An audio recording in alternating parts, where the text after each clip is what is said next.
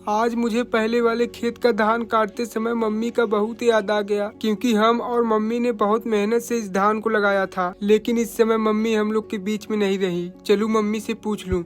Mummy मैं धान काट लूं, लेकिन मेरे घर में से मम्मी की आवाज ही नहीं आती और हम अपने आंख के आंसू पोंछते हुए चल देते हैं धान काटने। अभी हमारी मम्मी होती तो कहती कुछ खाकर जाओ बेटे, लेकिन अब हमको पूछने वाला हमें छोड़कर चला गया। खेत में पहुँचे देखे धान भी गिर गया है, बहुत ओस भी गिरा है। अपने धान की इस तरह हालत देखकर मैं सिर्फ मम्मी की ही याद कर रहा हूँ। धान काटने का मन ही नहीं कर रहा है, लेकिन भाई अब तो सब काम मुझे ही करना पड़ेगा। मम्मी तो हमें छोड़कर अकेले चली ही गई है। धान काटने से पहले मैं अपने सिर पर गमछा बांध लेता हूँ और भाई हम धान काटना शुरू कर देते हैं। धान काट ही रहे हैं तभी हमारा पैर भी कीचड़ में धंस जा रहा है। पिछले दिन बारिश होने के कारण मेरे धान में पानी भी है, इसीलिए पैर धंस रहा है और मैं सिर्फ मम्मी की ही याद करके धान काट रहा हूँ। मम्मी के जाने के बाद मेरा कुछ खाने का मन ही नहीं करता। अभी हमारी मम्मी होती तो खेत में खाना लेकर आ जाती। ऐसे पिछले साल जब हम धान काट रहे थे तो हमारी मम्मी हमारा मनपसंद पूड़ी लेकर आई थी, लेकिन इस साल तो हमारी मम्मी है ही नहीं, तो लाएगा कौन। और हम थोड़ा बहुत धान काटते हैं, देखते हैं बहुत अधिक धूप भी है, इसीलिए भाई हम चल देते हैं, क्योंकि बीमार पड़ जाएंगे तो सारा काम हमारे ऊपर ही है, करना ही पड़ेगा। और घर पे आते हैं तो फिर मुझे मम्मी की याद आने लगती है कि मम्मी होती तो कहती आओ बेटा खाना खा लो, इतने देर से खेत में काम कर रहे थे। बस हम यही सब सोच कर रोज रोते हैं। मम्मी तुम्हारी बहुत याद आ रही है।